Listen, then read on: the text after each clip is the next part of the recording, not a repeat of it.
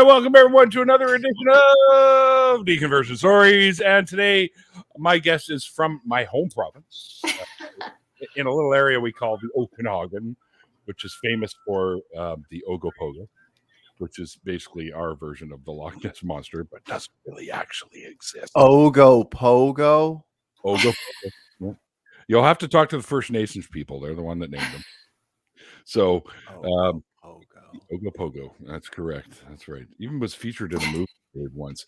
And I think, what was it? What was this movie called? Factor Fiction. Oh, I don't remember. One of them Factor Fiction type shows where they came up here to investigate and find the thing. Of course, they never did. But anyways, I have with me today ExFundie Stacie, who is actually related to another one of my guests from a while back, which was Ex-Action Aaron, who's also from our neck of the woods. And we do plan, by the way, Stacie, to do a little get-together at some point. So if you're able to come, down to the Lower Mainland and hang out with a bunch of us crazy atheists, then you're welcome to do so. Very cool. Anyways, Stacie, what I do here on the show is I chat with people about their journeys away from whatever faith systems they were once a part of. And I generally like them to start, back in the days of, when you're little and you're born obviously into a belief system and indoctrinated into that said belief system. And of course, all of ours, I guess, level of indoctrination depends on the families and stuff like that. So take us back into those days when you were and kind of how you found your way out. And into becoming sort of the atheist that you are today. Okay. All right. Sure. Sounds good. I don't know if this is one technical thing. I'm hearing like a double back. I don't know if it's my thing. Well, that's weird. Is your sound going through your headphones or is it coming out of your speakers? Headphones. Wasn't doing that before we went live, but interesting. Yeah. Do you have it up on your computer anywhere, like the actual stream itself? Not. Yeah. Sorry. Yeah, if you're watching with the sound on, then yeah, you'll get us. Oh, let me see something. Oh, there we go. I fixed it. There you go. All right. Okay. Perfect. Sorry about that. No problem. Okay. Technical difficulties. Sorry. We run the technical difficulties there. So. Okay. That was awesome. All right. So starting from the beginning. So yes, I'm Stacie, and so I grew up in a very Christian household. Mm-hmm. My family was I was raised Christian pretty much from birth. I don't ever remember a time that I wasn't a Christian. I was raised in a charismatic, I guess, non-denominational, but if some people want to label it, it would be like Pentecostal type of a sort of church. Okay. Like speaking in tongues. Right. I was just going to ask. Right. That. Yeah. Speaking in tongues. Did they ever get you to do that? Oh, yes. Yeah. Oh, yeah. I was did you believe that, like yourself, that you were doing it? Yes. Oh, 100%. 100%. Wow. Yeah. Awesome. So, yeah. It's like from what I knew, speaking in tongues was the evidence of your salvation. So other Christians to me, if they did not speak in tongues, then I didn't think they were truly Christian, that they were truly saved. Now, if I was to say that I could speak in tongues, would that mean that I was saved, or? I would think that, yeah, if you obviously, then I would think you were baptized by the Holy Spirit, and that was your evidence of salvation. He never peed on me. Yeah, there you go. So I was told I accepted. Mikey's losing it. Oh boy, this is right at the beginning. But wait, there's more. So I accepted Jesus at apparently age 2, which I believe because interesting. Yeah. I don't have any memory of not being a Christian. So speaking in tongues, church services, there were altar calls and people were being prayed for and falling out, so being slain in the spirit. Prophecies were being given. Basically, like if you've seen like Benny Hinn on TV, like I have. Yeah, so the power and people falling and being caught, and Was he throwing like Street Fighter Hadoukens across the audience and just knocking people out with the Holy Spirit? Yeah, pretty much. Yeah, I remember that. Holy Dukin! Yeah. And just like they were heel Dukins. Heel Dukin. Yeah, Heel Dukin. pretty much. So it was very chaotic, but it seemed like that was the evidence of the Holy Spirit was present. And so other churches, I remember asking my grandma if she about other churches, like, oh, well, what do they believe? And she's like, well, they believe in the Bible, but they don't believe in the Holy Spirit the way we do. So they're not real Christians. So okay. So basically, Gotta love that no true Scotsman fallacy. Yeah, exactly. So unless the music was really loud and really lively and that kind of thing, I just thought, well, that's too bad for them. Like they think they're Christian, they think that, but they're not. Like only we are, right? So that was my growing up. And then in kind of high school youth group, we went to another church that was very charismatic, a lot more like that's where I saw a couple of like, I remember one, I should say a couple. I remember one in particular, like an exorcism. Shit. Yeah, so I remember the pastor being very like, get the children out of here. There's an exorcism. Like, There there's might going to be be pea soup demons flying everywhere. Yeah, but it was, nothing crazy happened, but it was very like theatrical, uncontrollable laughter, just a lot of weird stuff. At the time I thought it was very normal. Right. They would go like hours on end.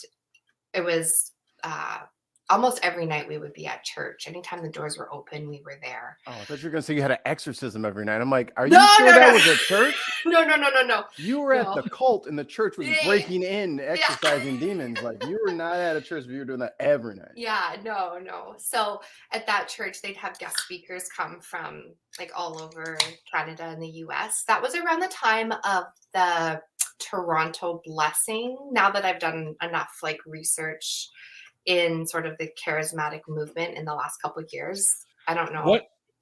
What the hell is the Toronto blessing? The Toronto blessing? Oh, you don't know? Okay. So I was going to ask what Pentecostal like meant. Like, what is their thing? But so Pentecostal would be like when Jesus died and then rose again. Mm-hmm. Then when he ascended into heaven, then the Holy Spirit came down, and it was the day of Pentecost, and that's when the book of Acts.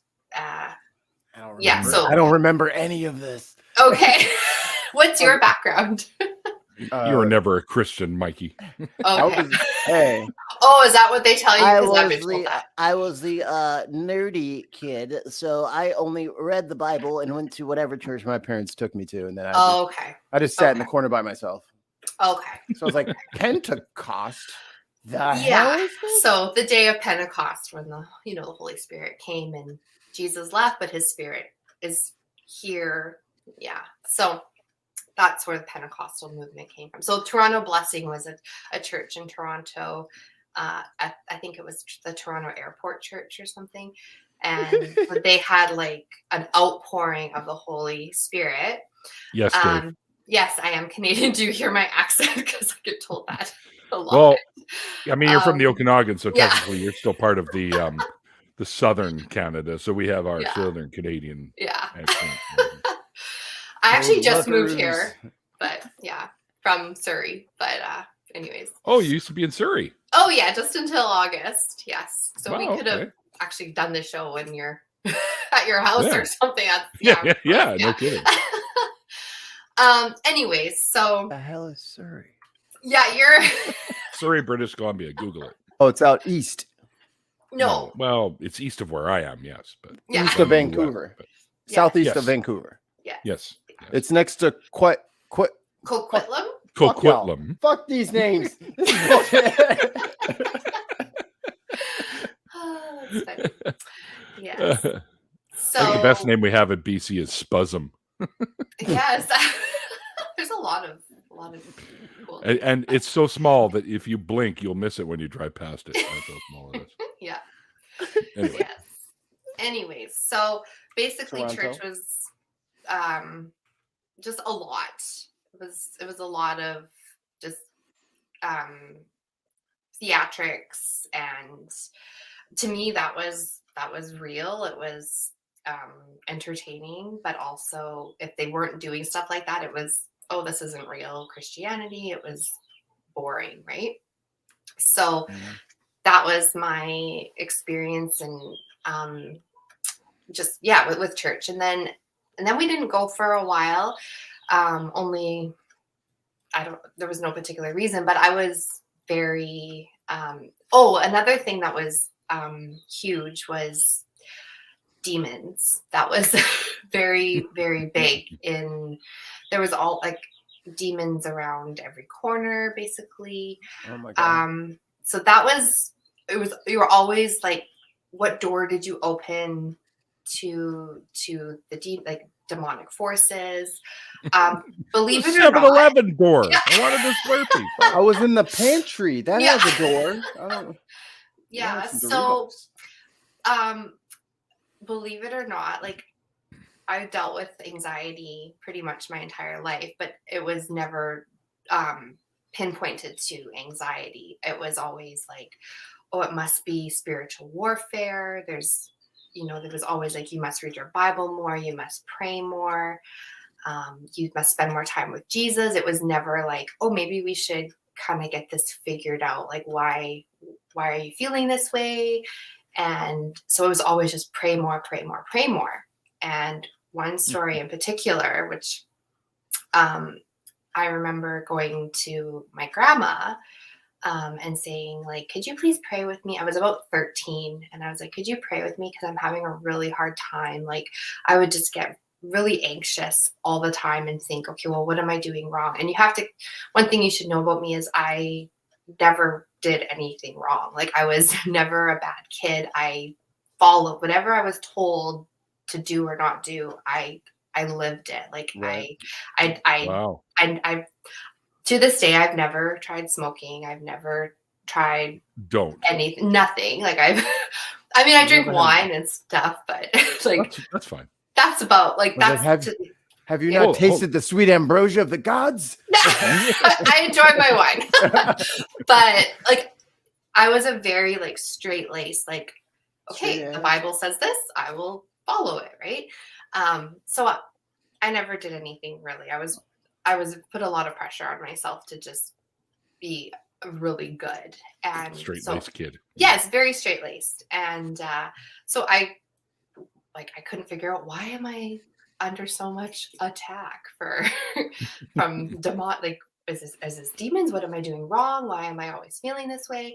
And so I asked her to pray with me one night. It's demons off in the corner just poking you with a stick. Yeah, that's what I thought. Ah. Yeah. And so I was at her house one night, and she prayed with me, and she, I guess, prayed for but the thing is, when you're Christian, you can't actually be possessed, because you have the Holy Spirit in you. So they can only oppress you. So they can't actually be in you. They can only be on you. So she prayed, and so there's a lot of mental gymnastics, right? So she prayed, and then Better end it on, I guess. yeah. So what she prayed with me was for them to be gone. And I was like, okay, thank you. And then the next thing she told me was, now, just remember, the Bible says, once you've cleaned out the space, if you let the demon come back, it's going to bring 7 more. So it's going to come back 7 times stronger. 7 more. Wow. Yes. So I was like, oh my gosh, okay. Well, now it's gone. So then, of course, when anxiety comes back, like anxiety always does, I thought, well, what did I do? What door did I open? And now it's going to come back 7 times stronger. So I dealt with this my whole life, and like even up until just a few years ago, like I didn't even watch Stranger Things because I thought, oh, there's Dungeons and Dragons at the beginning. And I thought, like, I watched it with my husband, and then I was like, we can't watch season 2 because I opened, like, that's how I lived my life up until. That's the good season. Okay, well, now I gotta watch it. Like, I have to. I liked season 1. You're okay now. Yeah. You're good. I'm okay now. Yeah. But it was always like, I'd walk through my house. Okay, what kinds of things have I brought in? Like, what do we have in here that I need to throw away and get rid of? And it was just a lot of like anxiety all the time. Yeah. So anyways, that's a bit of a bunny trail, but just to give you an idea of the stress. I believe Raid makes a can of demon blood now. So you just It spray that stinks. around the house. And Yes, we have a lot of it here because of spiders in the Okanagan, but yeah. It's actually on back order, with the supply chain upsets. Yeah. Getting your demon spray is harder than ever. Yes. it'll take a couple It is. months now. A lot of people Yes. resorting to making their own holy water. It's getting really rough out here. Totally. So that was kind of my, just kind of a bit of my history of growing up. So then, okay, so I'll fast forward to around 2019. Okay. 2019 is, well, actually, okay, so up Hold until on. then. Before you get Yeah, into yeah. the newer stuff. Okay, yeah, go ahead. How you find out. I kind of want to know, like, when you got married, was it like a Oh, very okay. religious ceremony? Okay, good question. Was the husband really religious, or is he still like? So my husband and I will be married for 16 years this August. Oh, congrats. Yeah, thank you. And my husband is one of 12 kids. Okay. So yeah, so it was a split family. Yeah. He has he has a big family, but it's kind of 2 families, and he has some step siblings and some half siblings. So that's why it's so large. And he grew up going to church, like, kind of on occasion here and there. So when we first started dating, like, I was very much like, I also grew up in purity culture too. So that was a big thing. Sorry, that's funny. That's Dave. He lives like literally right nearby here too. Oh, okay. So I grew up in purity culture, which, if anyone's not familiar, purity culture was very much like you save yourself for your husband, and there's a lot of pressure on just keeping yourself pure till you're married, and So I did that, but I also was like, I don't want to marry anyone from church. Like, as much as I was said in that, I also was like, I don't want to marry someone from church because they were all very strange. So my husband, I didn't meet him at church. And the only thing I really asked of him was, do you believe in God or Jesus? And have you ever done a Ouija board? Those were the 2 things that I was like, those were deal breakers. And he's like, yes, I believe in Jesus. And no, I've never done a Ouija board. I'm like, oh, okay, good. We're good. Like, I can work with that. I was 20. So, and I thought, as long as he believes in Jesus, like, I can work with that. Like, I can, like, we can, we'll be good. Compatibility issue. Yeah. Yeah. At 20. And so when you know nothing. Yeah. When you know nothing about anything. Yeah, exactly. So no, our wedding wasn't like overly religious. We didn't get married in a church. My grandmother was an ordained minister, and she married us. And that's cheap. Yeah, it was actually. Yeah. I just got married last year, so I'm like, oh yeah, that helps. Yeah, it's cheap. That helps. Yeah. So, but yeah, it was great. My husband's amazing. I'll get into a bit more of that like later on, but he is the most patient man ever. Like, I'm like, you're amazing. I've taken you through so many like versions of me, and I'm like, you just love me so much, and you've just been so patient. And he's like, yeah, I do. And so he's Aw. been, and yeah, he's incredible. So he grew up just believing in God, but he did not have as strong of a faith as me, and Right. he always wanted to have as strong of a faith as me, and he really wished he did. But now I'm like, no, I'm glad you didn't. I'm really glad that you never Yeah. did. Like, you were exactly who I needed to be with, because Sounds like it. he's exactly who I needed to be with. Because I was always wanting him to just like become this strong, like, Christian man that led our family as a spiritual leader. But once this has all happened, he's been the person I can lean on the most, and he's been amazing. So, yeah, it's been perfect. It's been awesome.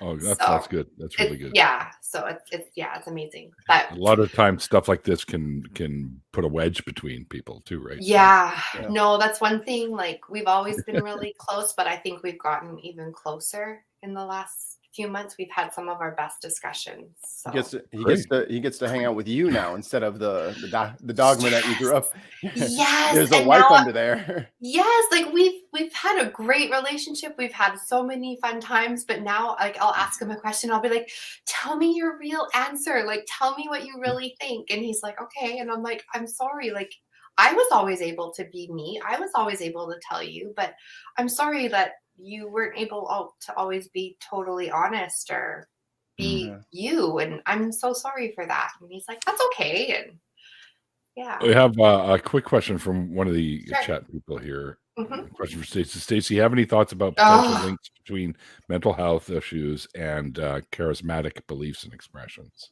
Do I have thoughts about potential? Yeah, actually, I was. That's part of in 2019. I noticed that, like, part of what I was going to get to in 2019. So yeah, I do notice that there is a huge connection between the charismatic and mental health. I noticed a change can I answer that in part of the next thing I was going to say? Certainly. Yeah. Okay. Because So It in ties together. It kind of ties together. Yeah. Because that's when I noticed my own mental health starting to get a lot better once I dropped the charismatic beliefs. So that's kind of coming into the next part. So in 2019, I came across a Christian documentary. I don't really want to like say the name of it because I don't really want to give it any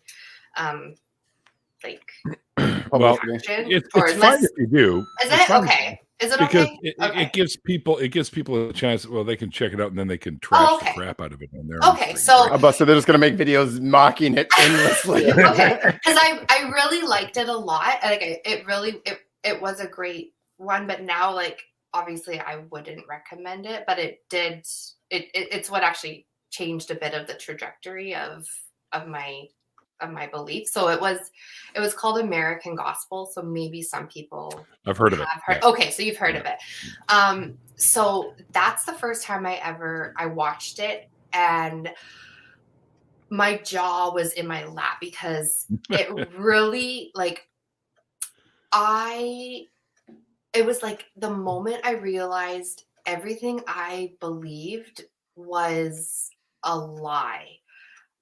Which was charismatic stuff. Like, I was like, what the heck did I grow up believing? What is my life? That was more earth-shattering to me than becoming a complete unbeliever, even calling myself an atheist now. Like, that was harder to get over than making this leap. Is it American Gospel Christ Alone? That's the one, yeah. Well, if you guys want to have like a Twitch, Amazon watch party, if you guys have Prime, we can watch the whole thing and pause it and make fun of it. Yeah. Like, I wonder if it's on Prime. We can do this live. I don't know if it is. They have their own streaming service now. Like, do they? They do. Oh, I'd have to buy it. Yeah. You can watch the first hour on YouTube for free, I think. Yeah, I saw that. Oh, yeah. That's the Yeah. hook right there. $9.99.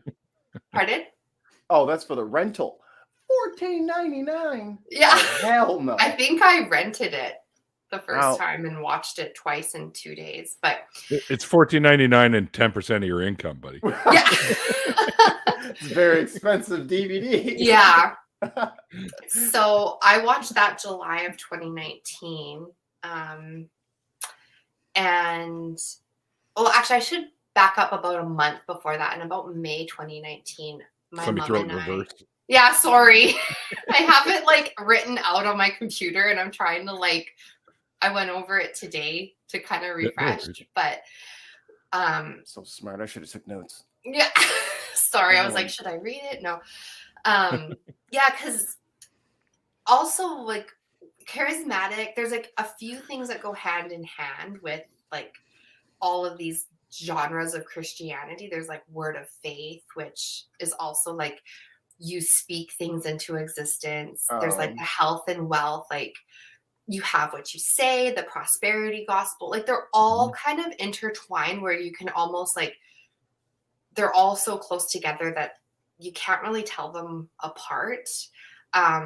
So yeah, like growing up as well, even though I didn't really believe the whole health part of it, it was like, you don't really speak that you have sickness. You don't speak that you have headaches, and you're not supposed to say that. Right. You're not supposed to say like, oh, like you don't say, oh, my headache is so bad. You're supposed to say like, oh, the headache. You don't take ownership of a headache, right? It's super weird.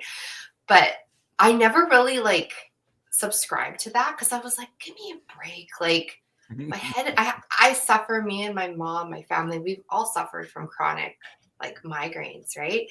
And so we've always had headaches. And anyway, so then one day I was like sitting with my mom in her kitchen and we were just talking about different things and different like churches. And one of us, I think it was me, I was like, what's Christian Science? Like I've always sort of had a fascination with an oxymoron. Yeah, exactly. But I've always had like a fascination with different it's a jumbo shrimp. And, yeah. Different military cults. intelligence. Oh. Yeah.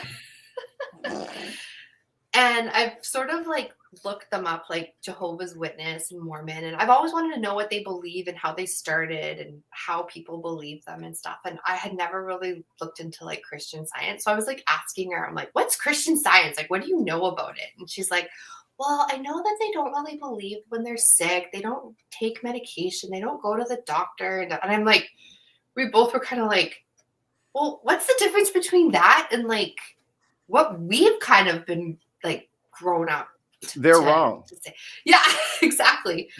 So They're wrong. We're right. Yeah, we're right. They're wrong. I'm like, but how is that the case? Like, okay, that sounds a little bit similar. Like there's a similar vein. So I started Googling like Christian Science and like Christianity and trying to see like, has anyone else made that connection and trying to find any information on that. So anyways, that's sort of like how I came across American Gospel as well. Like, so that's how that's the kind of the backstory with American Gospel. Can I read the little description so people can kind of get it says, does Christianity mean Christ plus the American dream? American Gospel examines how the prosperity gospel, the word of faith movement, has distorted the gospel message and how this theology is being exported abroad. This feature-length film is the first in a series. Yes. So word of faith teachers that you might recognize their names would be like Kenneth Copeland, Joyce Meyer, Joel Osteen, Creflo Dollar, like all those, the ones you see on TV when you're just flipping. And what's with Joyce anyways? Women aren't supposed to be preaching. Yeah, I know. And I used to love her. So she was like first to go. And I was like, I was so annoyed playing my Game Boy, listening to that bullshit all weekend long. I'm just like, God, shut up. No one wants to hear TD Jakes. He's annoying. Yeah, TD Jakes. He sounds like he needs to cough. His voice Welcome, Jules. So yes. cool. She's my mom's best friend from Australia. She's watching right now. Oh. Her proud. Yeah. Anyway, so watching American Gospel, that was the earth-shattering kind of like, what do I believe? What the heck? Like, The hell's wrong this- with these people? Yes, that was crazy. So then I watched it, and then I said to my mom, okay, you have to watch this with me. Like, you have to see this. We have to, like, I kind of need to go through this with someone else because Right. I need to know, like, is this okay? Because it's it's kind of scary to like question something on your own, right? Like, it's It very can be, scary. yeah, for sure. Yeah, it's very scary. So we watched it together, and I was like, okay, like, what do you think? And she's like, I don't think this is wrong. And I was like, okay. So the one thing I didn't know at the time is American Gospel has a heavy influence of Reformed, like, preachers and doctrine in it. Mhm. So so after I was like, okay, I'm done with charismatic stuff, I still felt Christianity is real, but I just had the wrong version that time. Like, okay, I'm wrong now. Now I need to find the right one. Even though I thought I had the right one my whole life. Okay, this time I'm wrong. So it's crazy to me. It is, right? So I was like, it didn't seem like, oh, I can't completely abandon it. It's just now I've been wrong. And I thought if I would have died, I would have went to hell because I believed in a literal hell, a literal heaven. I believed in like the Bible's inerrant. It's infallible. It's God's word. You can't question it. So I still took it for this is the truth. It was just these people were misrepresenting it. And now I have to figure out who's representing it properly.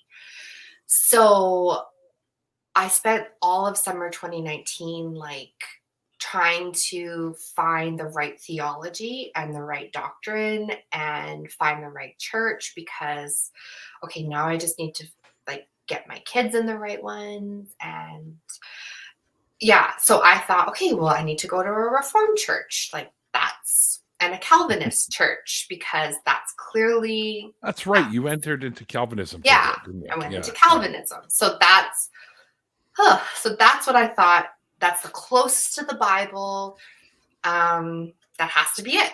Like, that's what it is. By the way, folks, we're not referring to like Calvin from Calvin and Hobbes. Just saying. No, no, not at all. Oh man, I was excited for a second. I was like, Yeah. "Oh, sign me up!"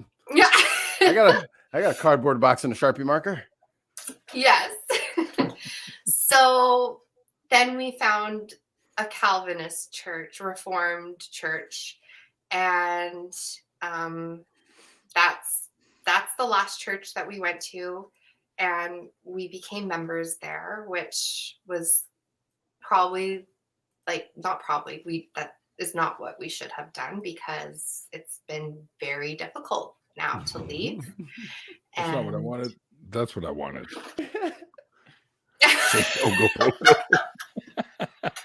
Oh my goodness. Yeah. So that was in 2019. So when I was kind of going through that, I referred to that as my reconstruction. Like, oh, I now need to reconstruct my faith.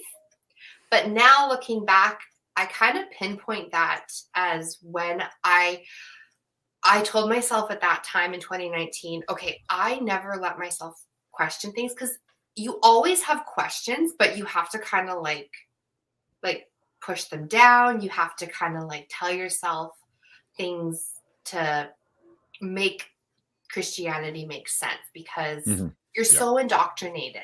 Yeah. Right? To me, there was no other way of living. Like, it was just not an option at all. And so I remember like standing in my kitchen and being like, I am never going to not let myself ask questions or find the answers to things ever again, because look at what I just uncovered with this. Yeah. So if there's a system out there that's telling you never to question, fucking question it. Yeah. And so I just like made myself this promise. I'm like, I'm never going to do that again. Right. Because I was getting answers to things. And so to kind of answer that question about mental health, once I let go of like the charismatic and everything, I felt like this, just this weight was lifted off me, because I kind of let go of even just the fear of all these like demons and everything. Because there's not as much of that in like Calvinism. There isn't. So I just kind of was like, oh, thank goodness I'm done with that. I don't have to be afraid.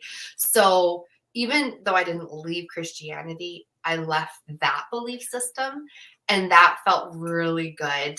And I honestly, I was already feeling kind of free of that mental struggle and anxiety.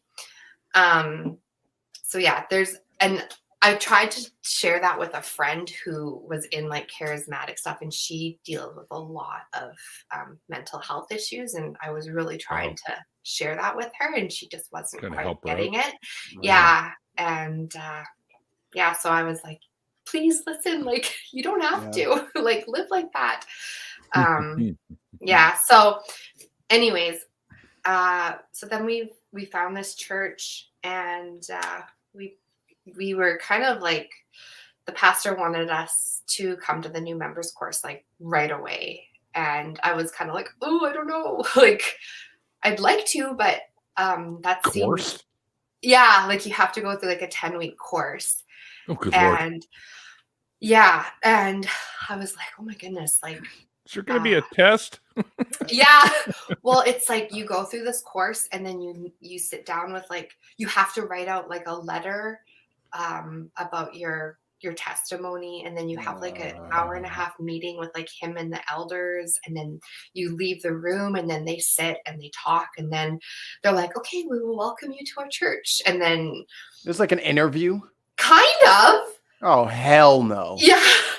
And then we had to get our kids baptized, and we had to make a profession of faith. It's basically like a wedding ceremony in a way. Like they take it very, very, very seriously. Like, so yeah. So we put it off. Like, I was kind of like, oh, I don't know. I kind of just want to keep going as like a visitor, but you almost feel like you're kind of you feel like you're kind of like outside of the you kind of He's going to deal with zero. Okay. Zero's his dog. You don't really feel like you're totally part of the church. They still kind of like, when he addresses the congregation, it's like, oh, to members and visitors, and it's like, oh, okay, we're still visitors, like, even though we've been going. So it's still like you feel like you're there, but you're still kind of like on the outside of it. I'd be like, 10 weeks and I'm still a fucking visitor. What's wrong with you? Yeah. So yeah, we became members, and COVID kind of put a halt on that, because we went to live stream and we didn't go for a while. And so we did the course in like October 2020, and then became members January 2021. And my birthday's October 20. Oh, there you go. Remember that, people. Okay. I will. My brother-in-law is October 21st, so I'll remember. Oh, anyways, so we did that. And the one thing that my husband and I were both kind of, the thing that we thought we would get in trouble for, because they also take church discipline very, very, very seriously, is we thought, oh, we're totally going to get like reamed out for, thank you, get reamed out for not going to both services, because they do one in the morning and one in the afternoon. And it's like, you're expected to go to both. And we were kind of like, I think one. Why do they have two? It's just part of their like tradition. And so my husband's like, no, we're not going to spend like our entire Sunday going to church. And he's like, maybe once in a while. But we both were like, if they're going to get on us, it's going to be because we don't go to both services, right? So that's what we thought we'd get like in trouble for. In trouble. Yeah. I So wish somebody would tell me I was in trouble. Not cussing out so fast. yeah. So, but we were kind of honest in our interview thing that we were kind of like, you know, like we're not like, that's new to us.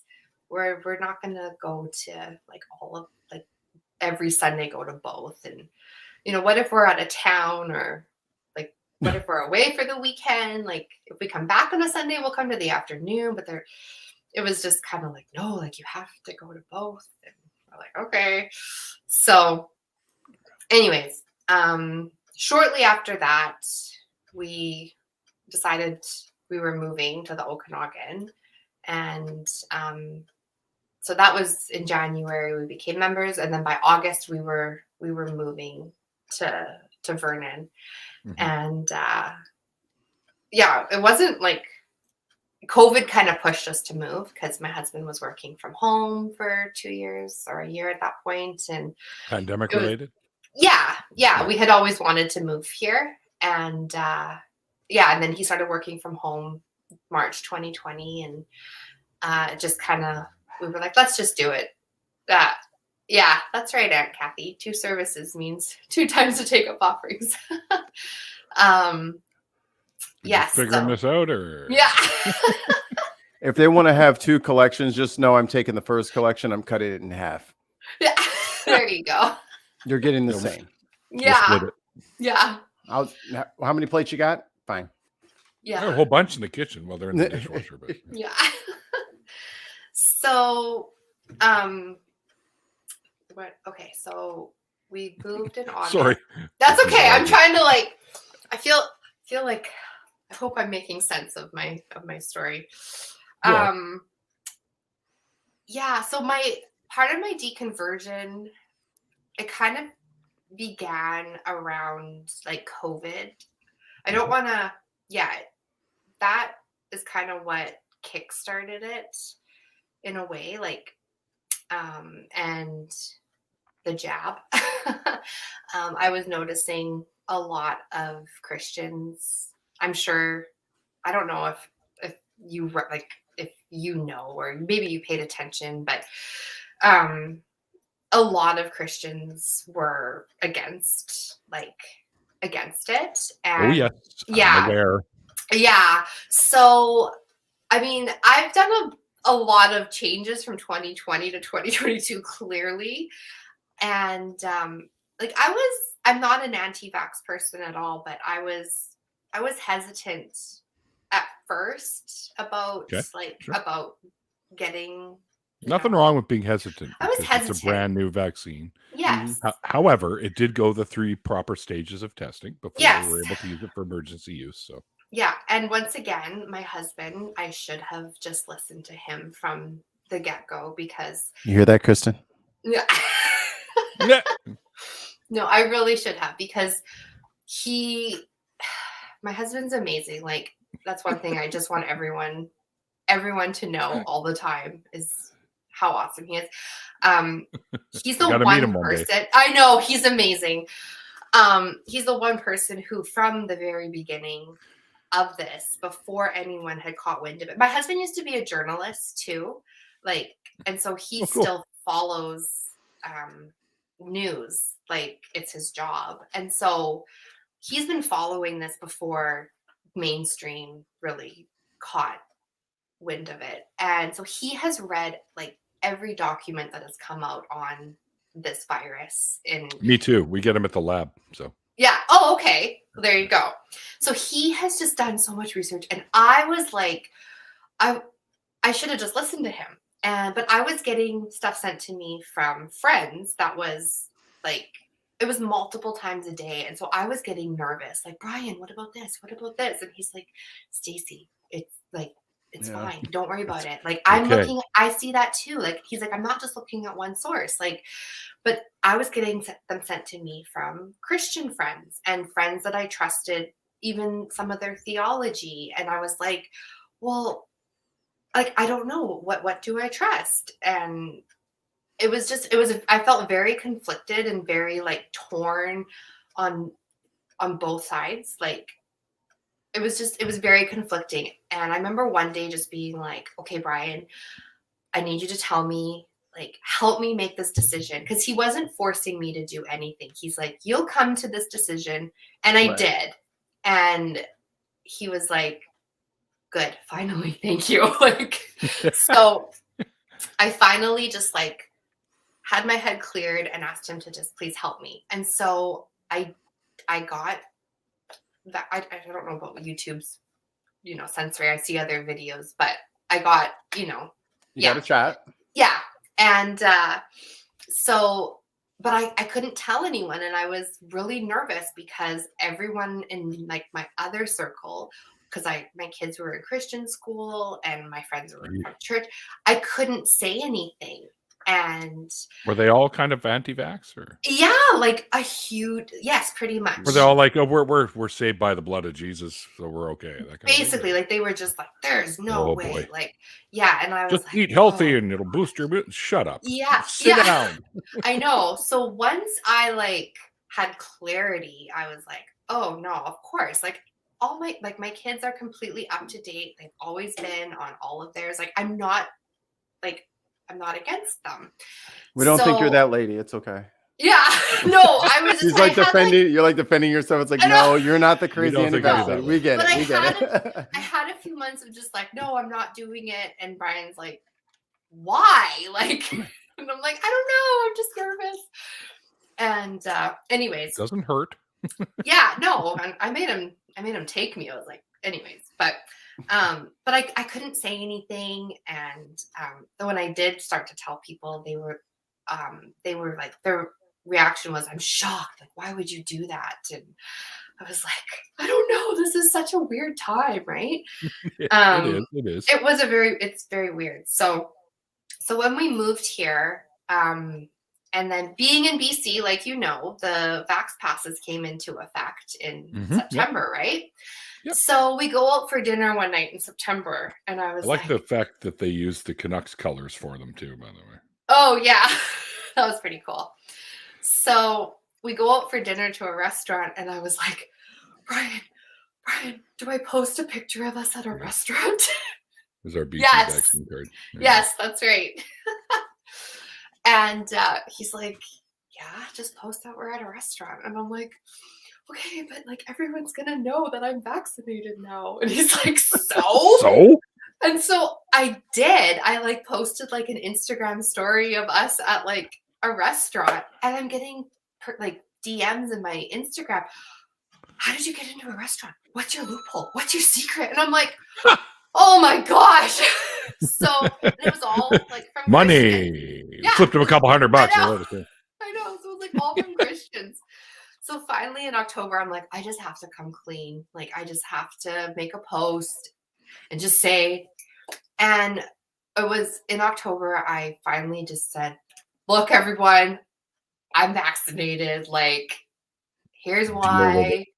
Yeah. And I had Brian like help me compose it and just give like very factual reasons. Like, and right away I got unfollowed by some Christians and muted. Wow. And that's when I was like, it's because the devil put his mark in you. Yeah, no, seriously. And I was like, what is going on? Like, so I kept saying to him, I'm like, I don't understand. Like, okay, the evidence is very clear. It's in black and white. Why are they choosing not to see things that are like black and white? But they believe some things that are in Christianity. And so I don't really know how to convey that properly. Like I haven't figured out the words, but I just felt like they were choosing not to see facts. Oh, hi. Mm-hmm. I was choosing that they were choosing not to see actual true facts, but then believing this over here. And so I was like, I don't know, maybe this isn't true over here because they're ignoring actual evidence right here. Do you know what I'm trying to say? I know exactly what you're trying to say. Okay. It's It's a coupling of a couple different things. It's cognitive bias, cognitive Yes. dissonance, and then they Yeah. think they know better, so that's called Dunning-Kruger effect. Okay, They think yes. that they're the experts and they actually know something that they don't actually know. So. Yes. Thank you. So that was sort of my like aha moment. And I was like, I don't know. I don't know if I can trust. I don't know if I can trust this, because if they can't trust the black and white in your face evidence, how can I trust this? So that was sort of I'm going deeper into this, because I was already feeling like, how can you read the Bible and people can't agree on baptism? Like, they can't agree. Okay, baptize your children. No, baptize when you're an adult and you make the decision. Hi, Aaron. They can't agree on eschatology. Like, there's like so many different versions of eschatology, which is like when the earth, like when Jesus is coming back, or like, how can you just have so many different versions? Why isn't it so clear? So I've had moments of doubt before, and I've known how to sort of push them away and talk myself out of them. And this time I knew, I don't think I'm going to be able to do that this time. And I just didn't. I was thinking, no, I think I'd rather pull at this thread and see where it goes. And I promised myself I wasn't going to not allow myself to ask questions. And so I kept going, and I just found information on questions that I had, and I went to other sources. Before I would go to sermons to like build up my faith and like talk myself out of it. And this time I was like, no, I want to go to like other things that don't confirm my bias. I want to find out. Always try to steel man your position.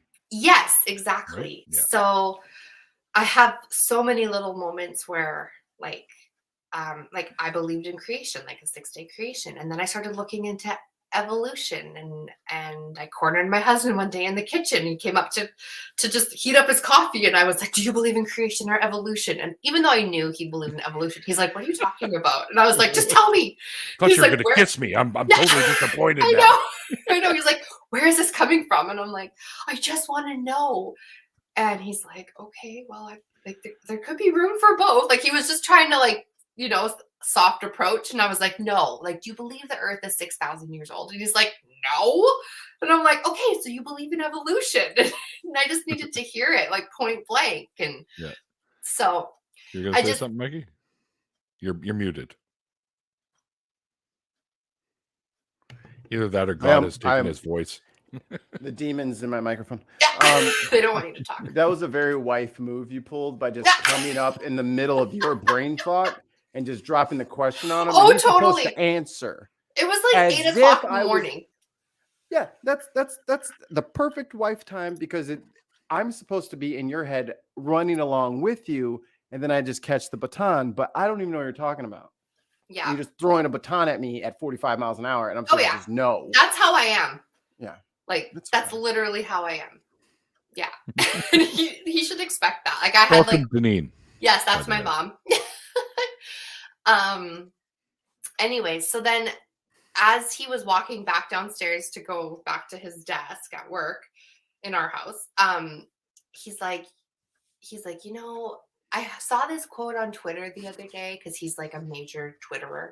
And tell him to follow me. I know. I will actually. I think you liked one of his tweets actually a few weeks ago. He's like, yeah, you did. And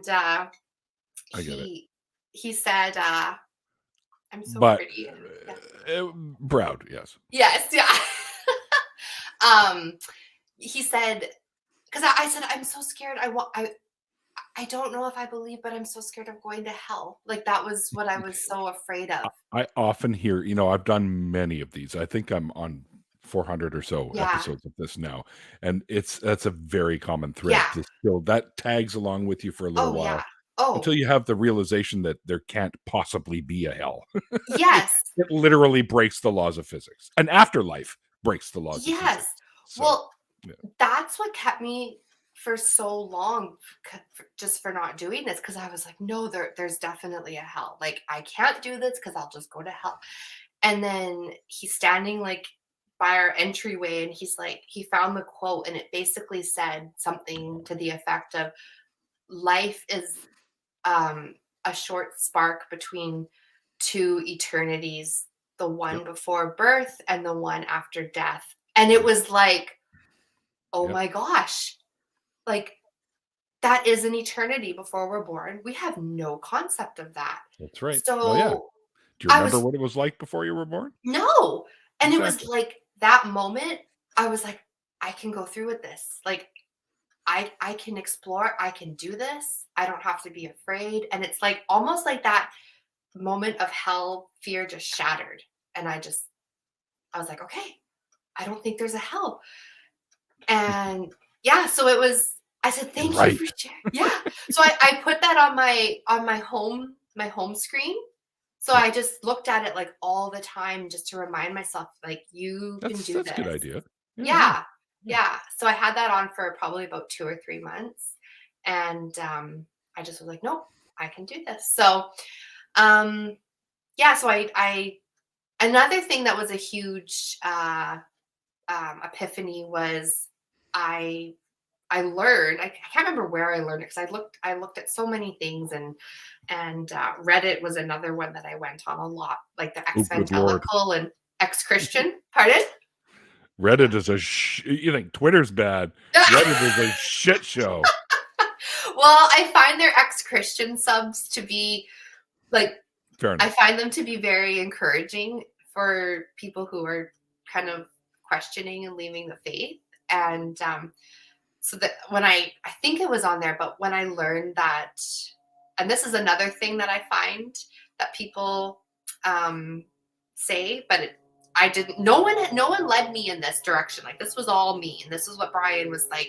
He's like, I can't say anyone influenced you. So this was all just me. But when I learned that, you unraveled yourself. Yeah, exactly. Like, no one was like, hey, look at this. They're like telling me their own story. I was just like, I'm going for this. And the Noah's Ark, when I learned that was in other mythologies, that was huge. That was huge. They're older than the Noah's story as well. Yes.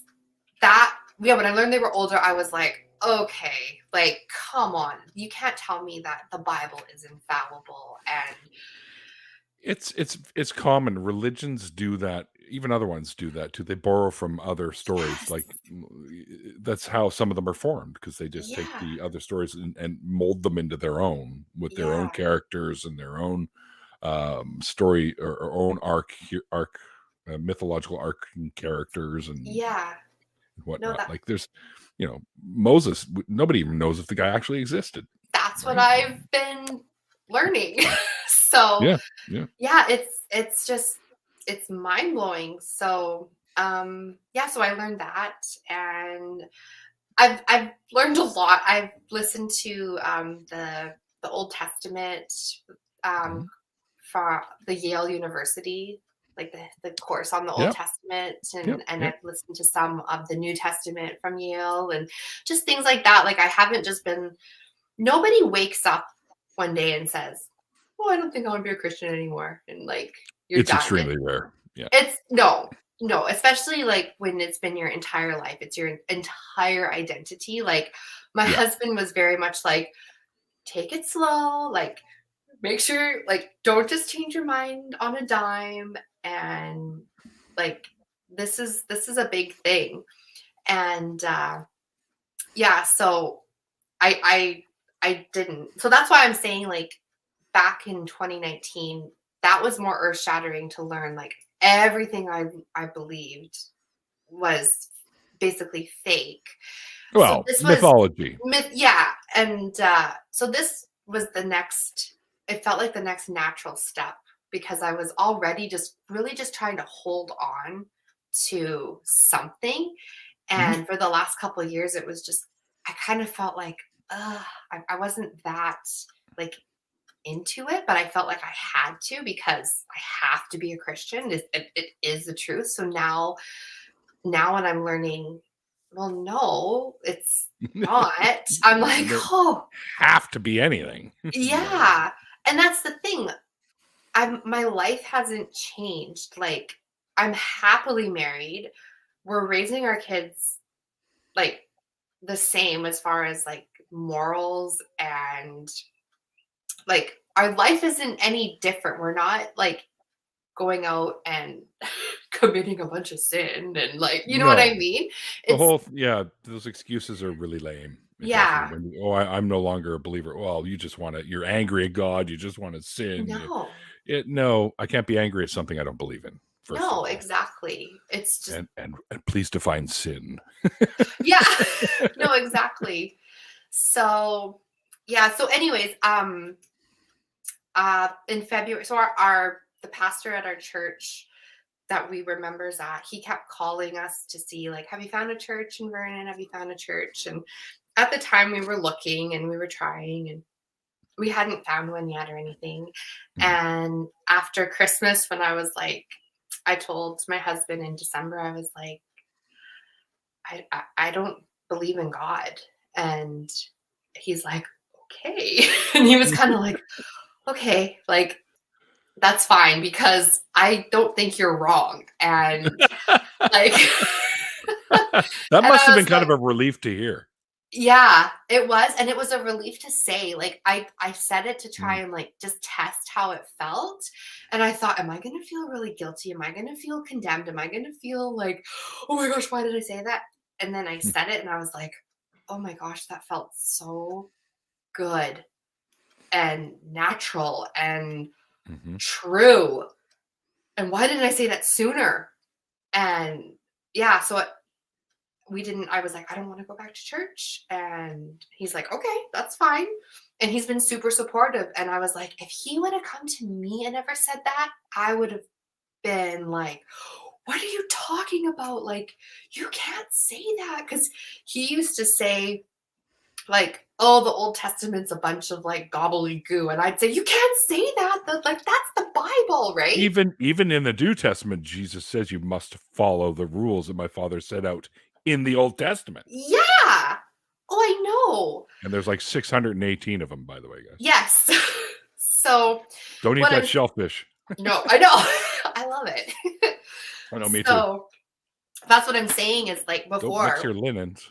Yeah, I know. He would read the Bible in church and then drive home and be like, did you know that it says this? And I'd be like, well, no, but okay. Like, to be fair, we've had some pretty ridiculous laws in Canada too. I know for a fact that in Saskatchewan, up until I think the end of the 90s, you weren't allowed to wash your pig in the back alley. Okay. In Saskatchewan, yeah. Okay, I guess people have house pigs there. Yes. We have house hippos, by the way, guys, here in Canada. Oh yeah, I remember those commercials. Yeah. Little tiny house hippo building a bed out of fucking dust bunnies. Yeah. That's so funny. Yeah.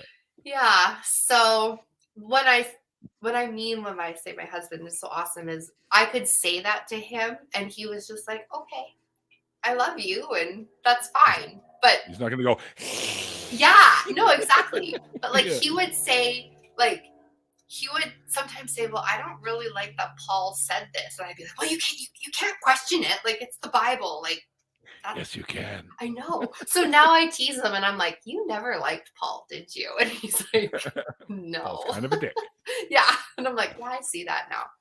So in February, our pastor called and I told him basically like, I didn't come right out and say I'm an unbeliever. I just said like I'm questioning things and we're not going to find a church. We're not going to church.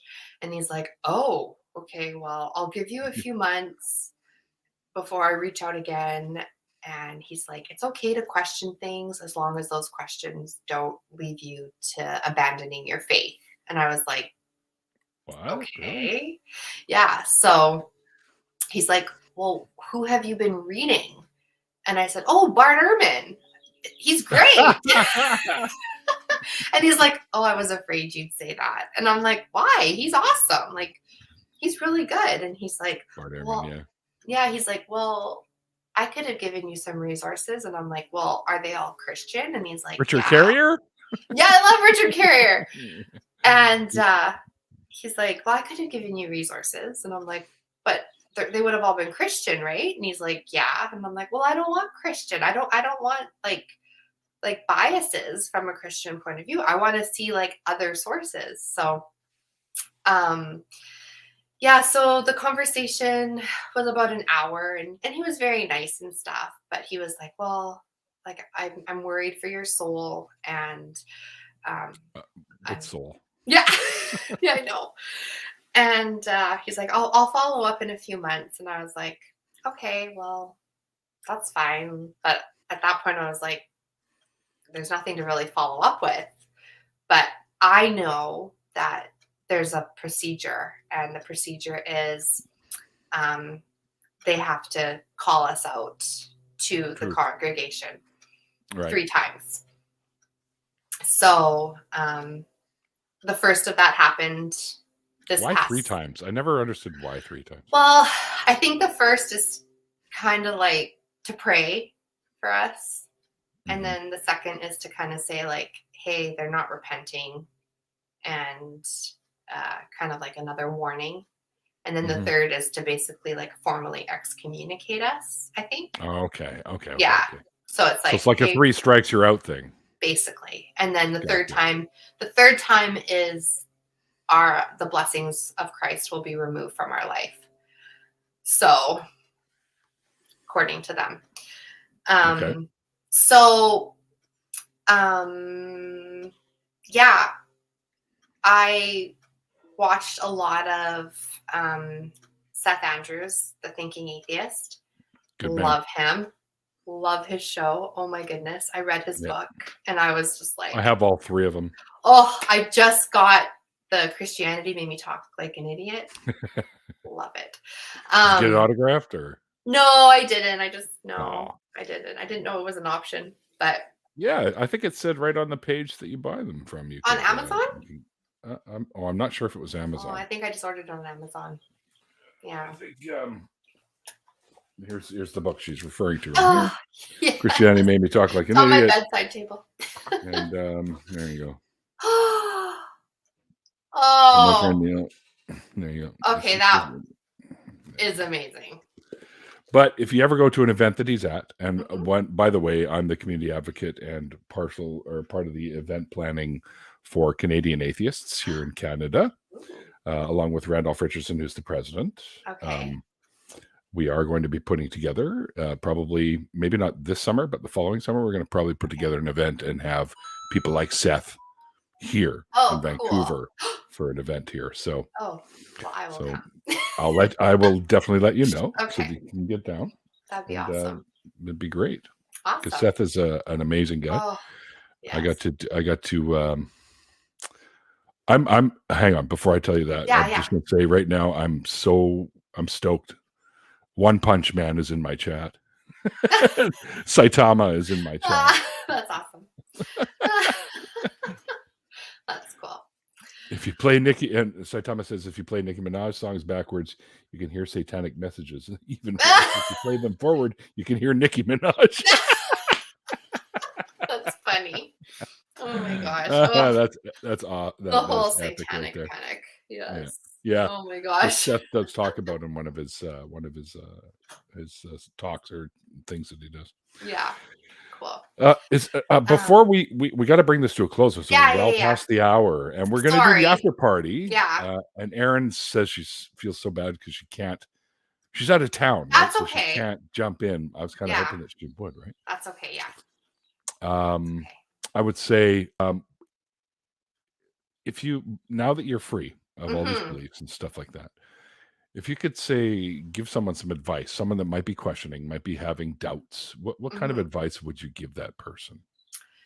Well, I would say don't be afraid to just explore those doubts, because I think the unknown is scarier than what you discover. And once I explored those doubts, I woke up every day for the first 2 months with butterflies in my stomach. I felt like I could see the world clearly for the first time. Hmm. I felt like I was actually given a fresh life.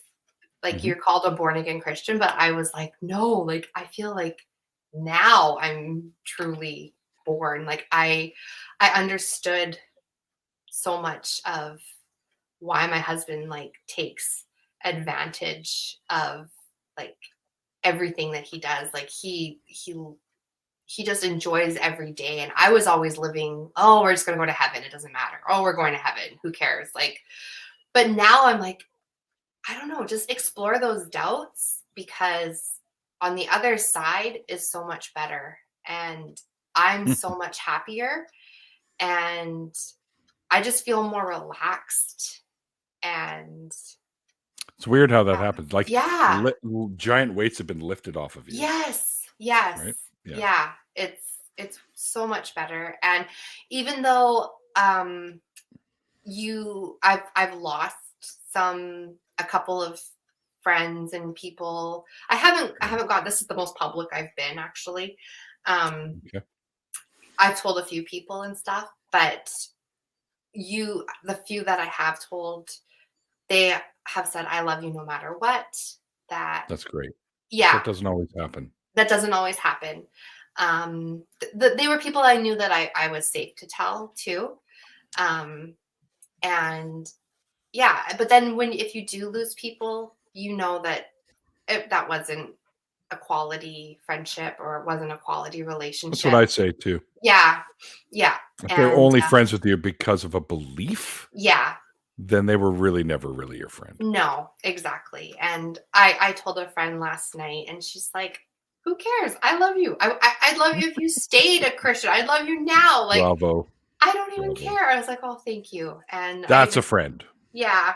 And I told my husband's family, and they just hugged me and told me how much they loved me. And Aww. yeah. So, and the funny, like the crazy thing is the the church, totally not the same. No, of course not. No. It's funny because religion, people are claiming to be all these loving Christians, are the most judgmental people that I've ever met. Yep, absolutely. And yeah. One more quick question before we call this close and get into the after party. Sure. Andrew Pascal, who I put a couple of quotes up before. Do you have any regrets about your deconversion? I'd say the only regret that I have is I started feeling this nudging back in November 2019 of, this isn't real. None of this is real. And I wish I would have just gone through with it then and not putting it off. But back then, my whole life was way more consumed with my kids being in Christian school and being in the church. Moving away and being away from everyone I know and not having anyone around, that gave me the freedom to do it. It was a lot scarier thinking of losing like all my friends, all my support at that time. Yeah. But I kind of wish keep people from doing it too. Yeah. I was like, well, what am I going to do? My kids are in a Christian school, and yeah, like, and that's where all my friends were. Mm-hmm. And that was my support. And yeah, I just wish I would have gone through with it then, because it was so strong in that winter, and I just ignored it. Yeah. Awesome. Mm-hmm. Well, Stacie, first of all, thank you so much for sharing your story with us on the show here today. Thanks for having me. It's not easy to do. People don't realize sometimes it's not easy to do. I was so well, hopefully that shed as time went on. It did. Oh, it did. I just hope I didn't ramble too much. And no, there's so much more. But yeah, it's hard to condense. I'm almost thinking maybe I should have 2-hour shows now. But it's 6 one, half dozen the other, because some of them come on and their story's like 20 minutes long. Right. So yeah, we start talking about like Star Wars, Lego, and comic books or something. Right. So I can hear you talking about me. I can hear you talk. I went to church and then I didn't. So your Oh. story is much more intricate. So Oh my goodness. Oh, yeah. But Stacie, it's been an absolute pleasure. Aw, and thank and, you. we'll have to clink some wine or beers in the Yes. future in Yes. person for sure. I like them. Well, there you go. I actually can't drink anymore. I mean, I sneak the Oh. occasional. Yeah, I had a blood clot, so I'm on blood thinners now. Oh, okay. So yeah, well, yeah, You can have sparkling water. I can sure. We'll pretend. We'll pretend. I'll even act drunk and be like, "Hey, how you doing?" you know. You know, what's the funniest thing about drunk people? You ever notice that when they get super, super drunk, they can't seem to lift their heads anymore, and they always talk to you by staring at you in your neck. They're always like, yes, that's true. yeah, but they're looking like at your neck. Yes. Yeah. it's very Like, hard. it's like to you're keep like the you're balance. like, I'm up here, buddy. Oh yeah. Just right back there. Anyway, Oh my gosh. Yeah. and you guys out there in the chat, the show wouldn't be the same without you guys. So Yeah, that thank was you fun. so much. That was really fun. I'm glad you enjoyed yourself, because I always try to make Okay. I tried to lighten things up, because it can get pretty damn serious on the show. Like if you Yeah. watch the show I did with Eric Murphy, there's some tear shedding going on there. Okay. Yeah. You've had some good guests too. I have, Yeah. and I plan to have many, many more. And I'm looking out in the chat right now, noticing some people that I'm saying, they have stories, like Andrew Pascal, Mhm. like John Hudson. Senator I would Cato. love you guys, Senator Cato, if you guys are on Twitter, message me and we can set it up, because I'm booking for May now, because I only have the one day left in April, and that's on the 28th. And oh well, thank you, Senator Cato. I still need somebody for that.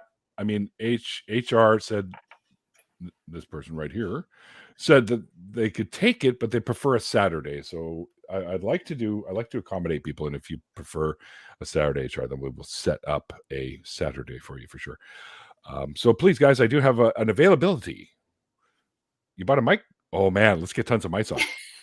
Oh, we'll hear him for the first time. Awesome. We'll set something up. Just message me on Twitter, tons, and we'll set something up.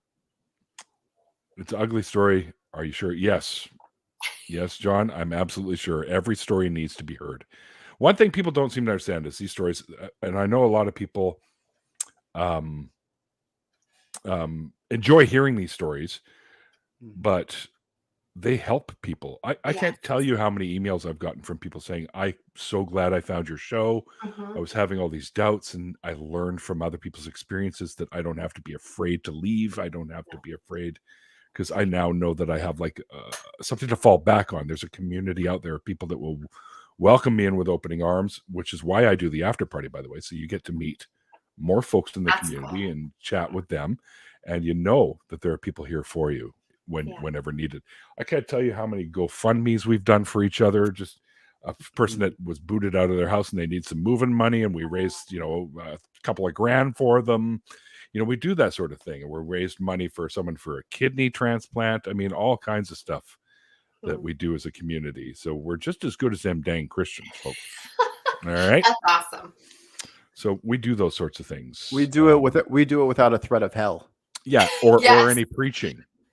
That's true. We don't invite the homeless in to go, you can have a meal, but first you have to sit through an hour preaching. No, we just, here's your fucking soup, chill out, eat, and here's a blanket for later. Yeah.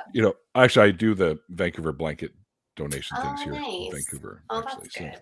I'm gonna donate this meal to you, but first you're gonna watch this really obscure anime with me for 2 hours. Come on. Kind of monster. Awesome. All right, guys, we are going to get into an after party. If you're interested in hanging out with us, please let myself or Mikey know through one of the usual social media channels in the messaging systems there, or you can send me an email at 604atheist@gmail.com. You can also hit me there through email if you have a story you'd like to share as well, or just message me on Twitter. It's probably easier that way. And thanks to my awesome patrons. We already did the chat, buddy. Thanks to my awesome patrons. Without you, the show wouldn't be here. And also the show wouldn't be here without this fine fella right here as my producer, right down there. Oh, thanks. Anytime, buddy. So hit us up if you'd like to join us for the after party, which we're going to take a bit of a break, guys. We usually do like a 15-20 minute break between the show and the after party so we can, relieve ourselves, refill our drinks, that kind of thing. Smoke a joint. Oh no! Did I say Relieve that? yourselves and then refill. No, Neil. No. Wow, you really had to go that way with that? That's not where it goes. Okay, I'm sorry. I did bring up the whole peeing thing. Anyway. Pee and refill drinks at the same time. Yeah, that's right. In one end, out the other. Don't be wasteful. Anywho. Yeah, that's right. Anyways, guys, thank you, everybody. And thanks again to my guest for tonight's show. We will see you shortly at the after party. And like I always say, at the end of the interviews, like the late, great Christopher Hitchens once said, it's called faith because it's not knowledge. And we'll see you guys next time. Bye.